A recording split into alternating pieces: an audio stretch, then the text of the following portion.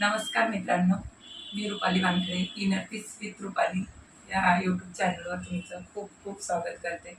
आणि आजचा आपला विषय आहे, तुम्ही कुठे जात नाही तर तुम्हाला पाठवलं जाते. आणि हे ऐकून खरंच आश्चर्य वाटेल, पण खरं आहे, तुम्ही खरंच कुठे जात नाही, तुम्हाला पाठवलं जाते. तुम्ही आपल्या मनानं आलेलो का आपण या पृथ्वीवर? नाही ना.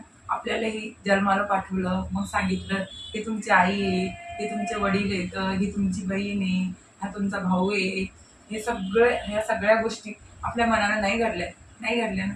तसंच आपण इथे आलेलो नाही आहे आणि आपण कुठे जाणार आहोत हे पण आपल्याला माहिती नाही. आपण खूप छान प्लॅनिंग करतो की मला माझ्या लाईफमध्ये या टायमाला हे करायचं, त्या टायमाला ते करायचं. एक गोष्ट करायला जातो, दुसरी गोष्ट टार्गेट ठेवतो आणि भलतीच तिसरी गोष्ट इनपुट येते. असं पुष्कळ लोकांसोबत होते आणि मी ऑब्झर्व केलं, एक्सपिरियन्स केला. त्यानंतर तुम्हाला सांगते.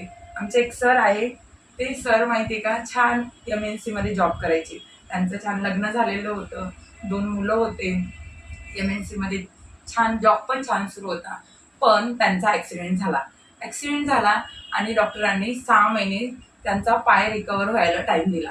6 महिने तरी तुम्हाला रेस्ट करावं लागेल. मग 6 महिने रेस्ट करायचं. हॉस्पिटलमध्ये होते आणि योगायोगाने माहिती आहे का, ज्या हॉस्पिटलमध्ये ते ॲडमिट केलेले होते, तिथंच आधी 2 मुलांचा ॲक्सिडेंट झालेला होता. हॉस्पिटलमध्ये पुष्कळच पेशंट राहतात. आणि मग 6 महिने दिवसभर झोपून करायचं काय? मग सरांचं मॅथ चांगलं होतं, इंग्लिश चांगली होती. मग सरांनी काय केलं, ते मुलं योगायोगाने CAची प्रिपरेशन करायचे. मग सरांनी ते मुलांना अभ्यासाचं प्रेशर वगैरे आलेलं होतं. एक ॲक्सिडेंट हो, काही हो, एक्झाम तर द्यावीच लागते ना. आता तुम्ही जर एखाद्या एक्झामची प्रिपरेशन करत असलं, तुमच्या पर्सनल लाईफमध्ये काय सुरू आहे हे एक्झामिनरला काही घेणं देणं असते का? तुम्ही फॉर्म भरलेला आहे, तर तुम्ही एक्झामला जावंच लागते. तसं मग त्या मुलांनाही म्हणजे तिथे ते मनातून मनात विचार करत होते की आपण आता कधी सुट्टी होईल आणि कधी प्रिपरेशन करायची. योगायोगानं हे सर पण त्याच हॉस्पिटलमध्ये होते. मग या सरांनी मनाला फ्रेश राहण्यासाठी ठेवण्यासाठी त्या म्हणजे जी फेज होती त्या फेजमधून बाहेर निघण्यासाठी त्यांनी त्या मुलांना शिकवणं सुरू केलं. असंच काही पैसे न घेता, काही नाही, आपण हॉस्पिटलमध्ये येऊ. त्यांनी 1-2 महिने त्या मुलांना शिकवलं. ते मुलांची रिकव्हरी झाली, ते घरी गेले आणि छान एक्झाम दिली. छान रिझल्ट आला त्यांचा. आणि सरांना कधी ठरवलंही नाही की मी टीचिंग करणार आहे किंवा मला या क्षेत्रात जायचंय. त्यानंतर मग त्यांचा छान रिझल्ट आल्यावर त्याच मुलांनीच 10-12 मुलं आणून दिली सरांकडं. आणि सरांना वाटलं आता दुसरा जॉब धुंडेपर्यंत आपण काहून नाही या मुलांना शिकवायचं. सरांनी त्या मुलांना शिकवणं सुरू केलं.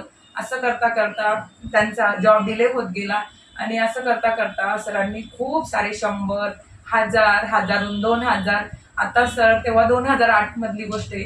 आता सर ऑफलाईन आणि ऑनलाईन 60,000 विद्यार्थ्यांना शिकवतात. सर सांगायचे की मी 1% इन्कम भेटायचं मला, त्याच्या 100 पट मी आता कमवतो. म्हणजे खरंच आपण कुठं जातो का हो?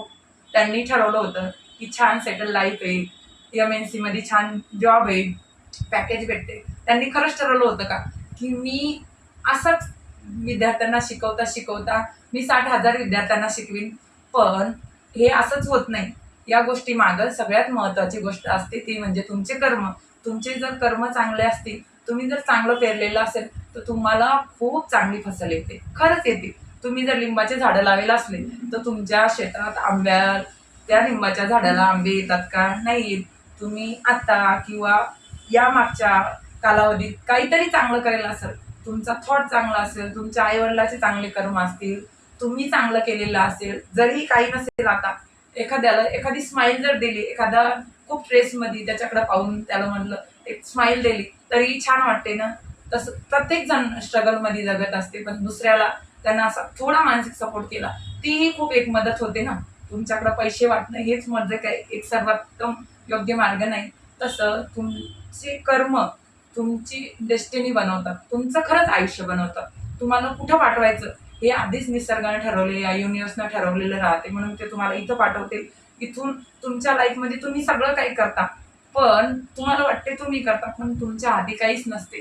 ते ऑटोमॅटिक होते आणि तो माणूस फर्स्टचे अर्थ तक जाऊन बसतो. पुष्कळ लोक पाहिलेले आहेत आणि तुमच्यासोबत पण असंच घडलेलं असेल. त्याच्यामुळे सगळ्यात महत्त्वाची गोष्ट आहे की योग्य कर्म करा आणि प्रत्येकासोबत चांगले वागा. खूप लोक पाहिलेले, तुम्ही क्लास 1 ऑफिसर झालेले, ॲस्पिरंट विद्यार्थी पाहते, खूप म्हणजे सगळं काही काही आहे त्यांच्याजवळ, पण मानसिक शांती नाही. मानसिक शांती नसल्यामुळं त्यांच्याजवळ खूप काही पॉवर आहे करण्याची, पण तेच असंतुलित येतं. तर ते काय सेवा करतील? त्याच्यामुळे तुम्हाला एवढी जबाबदारी भेटलेली आहे, तर ती जबाबदारी चांगली निभवा. आणि तुम्हाला जर एखादी गोष्ट नाही भेटली, तर त्यावेळी त्या गोष्टीचा तीच गोष्ट धरून बसू नका. काही दिवसानं तुम्ही मागे वळून पाहाल तर सगळ्या गोष्टी सुटसुटीत झालेल्या वाटतील आणि नंतर वाटेल की बरं झालं होतं. त्यावेळेस ती गोष्ट जर भेटली असती, तर आज मी इथे नसतो. ते सरचा जेव्हा ॲक्सिडेंट नसता झाला, तर ते सर आज 60,000 विद्यार्थ्यांना शिकवणारे झाले असते का? नसते झाले. त्याच्यामुळं जीवनात एखादी कठीणाई आली, एखादा संघर्षाचा फेज आला, तर त्याला खूप कठीण समजू नका. यामधूनही काहीतरी चांगलं होते आणि खरंच होते. फक्त आपलं मानसिक संतुलन आणि आपली परोपकाराची भावना जर चांगली असली ना, तर सगळ्या गोष्टी छान होतात. ओके. आणि परत एकदा सांगते, सगळ्यांची सेवा करा, फॅमिलीसोबत खूप हॅपी राहा.